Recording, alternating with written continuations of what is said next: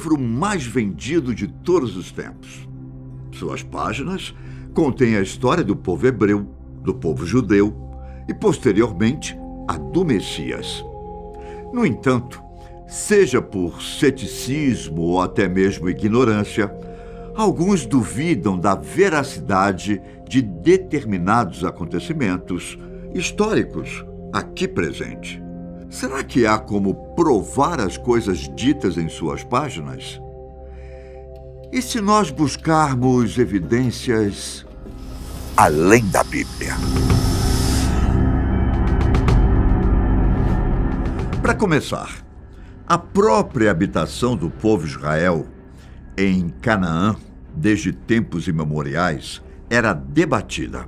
Biblicamente, o povo teria deixado o Egito e ali se estabelecido por volta de 3.200 anos atrás. A descoberta que ajudou a provar isso foi a estela de Merneptah, descoberto pelo arqueólogo britânico Flinders Petrie, em 1896, na cidade egípcia de Tebas. Trata-se de um monumento de granito de 2 metros de altura. A estela contém inscrições que descrevem as vitórias do faraó Merneptah em 1207 a.C. Já a sua importância refere-se a ser a referência não bíblica mais antiga a Israel. Com 25 linhas legíveis de hieróglifos, a inscrição também contém as conquistas do faraó na terra de Canaã. É possível ler o seguinte na estela: Canaã está cativa com todo o infortúnio. Ascalão está conquistada, Gézer apreendida e Anoã foi levada à inexistência. Israel está devastada, sem qualquer semente. Ou seja, nessa época, Israel já era um povo forte o bastante para a vitória sobre eles ser mencionada.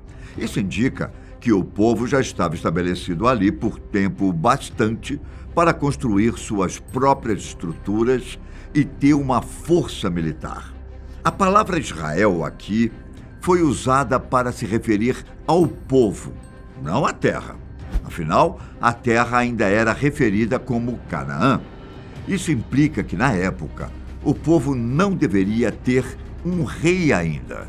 Assim, Merneptah provavelmente invadiu Israel no tempo dos juízes.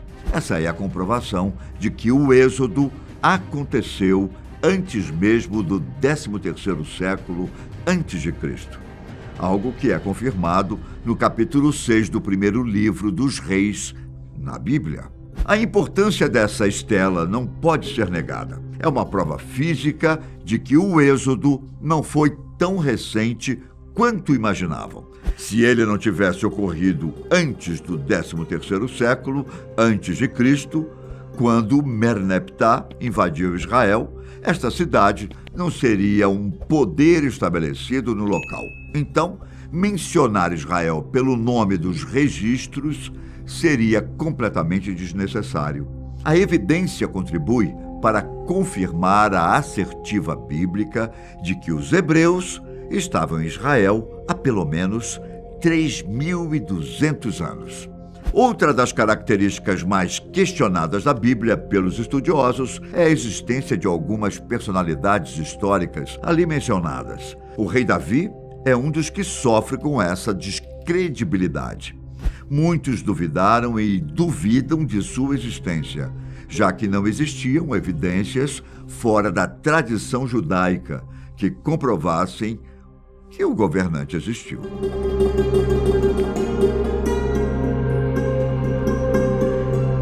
A história do mais novo de 8 filhos, vindo de uma família pobre, ascender ao trono após matar o guerreiro filisteu enorme, é muitas vezes difícil de acreditar. Um rei tão poderoso e conquistador como Davi poderia ser mencionado por outros povos, caso tenha existido. Porém, uma evidência concreta e em específico tem levado os arqueólogos a acreditar nas narrativas bíblicas. Se excluirmos a estela de Merneptah, as inscrições mais antigas que mencionam Israel são a pedra moabita, a estela de Tel Dan e os monólitos de Curque. Dessas, a que contribuiria para a confirmação da existência de Davi é a de Tel Dan, escrita durante o 9º século a.C. Foi descoberta em 1993, no norte de Israel, em uma escavação dirigida pelo arqueólogo Avraham Biran. O fragmento de rocha também é uma espécie de registros de vitórias militares. Nele está anotada a vitória de um rei arameu sobre seus vizinhos do sul, o rei de Israel e o rei da casa de Davi. A estela de Tel Dan afirma que, debaixo da bênção do deus Haddad, o rei arameu superou milhares de cavaleiros e carruagens antes de despachar pessoalmente os 2 governantes dos exércitos. Infelizmente, a descoberta não contém o nome preservado dos reis específicos que participaram do confronto.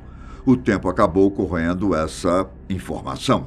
Porém, os estudiosos acreditam que a evidência se refere à campanha do rei Hazael, que derrotou o rei Jeorão de Israel e o rei Acasias de Judá. Acontece que isso não teria acontecido muito tempo depois do reinado de Davi sobre Judá.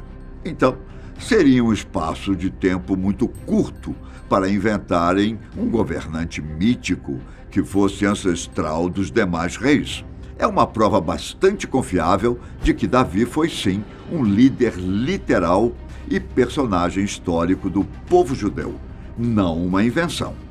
Até mesmo os governantes estrangeiros conheciam os reis de Judá como da casa de Davi. Entretanto, alguns historiadores ainda acham que a inscrição não prova completamente a existência de uma dinastia davídica literal. Bom, o que temos certeza é que os reis de Judá definitivamente pertenciam à casa de Davi. Além da estela de Tel Dan, outra estela chamada Rocha Moabita também faz referência a essa suposta linhagem do rei que derrotou Golias. Assim como seu pai, Salomão sofre de certa descredibilidade. Não há nenhuma inscrição antiga com seu nome ou evidência física do tipo. Mesmo assim, os estudos atuais, em sua maioria, concordam com sua existência. O maior debate atual é se seu reinado realmente foi poderoso e próspero, como as escrituras afirmam. Os minimalistas bíblicos tendem a dizer que por volta do 10º século a.C., período de Salomão, Israel era uma pobre coleção de fracas tribos. Portanto, Salomão e seu pai não passariam muito de chefes desses povos. As escavações do professor Igael Yadin, porém, vão na direção oposta dessas constatações. De 1957 a 1970, Yadin escavou as localidades de Azor, Megido e Gezer. Nos 3 lugares, antigamente povoados pelo povo de Israel, foram encontradas estruturas arquitetônicas parecidas. O design, as dimensões, a construção e as características artísticas nos 3 locais são muito semelhantes. Apesar da vasta distância, Azor, Megido e Gezer foram construídas no mesmo período e de maneiras parecidas. A largura da parte interna é de 4,2 metros, com a largura das paredes de 1,6 metros. Medidas certamente impressionantes para um povo meramente tribal, desorganizado e pobre. Por serem parecidos e construídos na mesma época, todos os portões parecem fazer parte do mesmo projeto. Os vestígios arqueológicos, que incluem grandes portarias e 6 câmaras, mostram que as construções eram monumentais. Essas evidências apontam muito mais para um poder centralizado e significativo.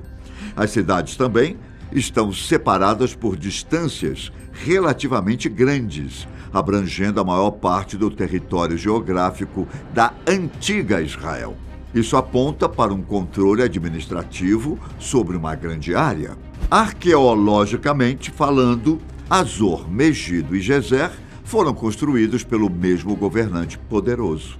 Um indivíduo com substancial poder e influência regional. Provavelmente, esse líder é Salomão, ou seja, há evidências não só da sua existência, mas da grandiosidade do seu poder. Leiamos 1 Reis 9, versículo 15. A razão por que Salomão impôs o trabalho forçado é esta: edificar a casa do Senhor e a sua própria casa, e Milo e o muro de Jerusalém, como também Azor e Megido e Gezer. Não é de se espantar que tamanhas construções fossem presentes no reinado de um rei chamado de sábio pela Bíblia. Bom, existem outras descobertas arqueológicas que contribuem para muitos dos relatos bíblicos, mas nosso tempo aqui é muito curto. O interessante é que, ao contrário do que muitas pessoas pensam, a ciência e a religião muitas vezes não se negam, mas se complementam.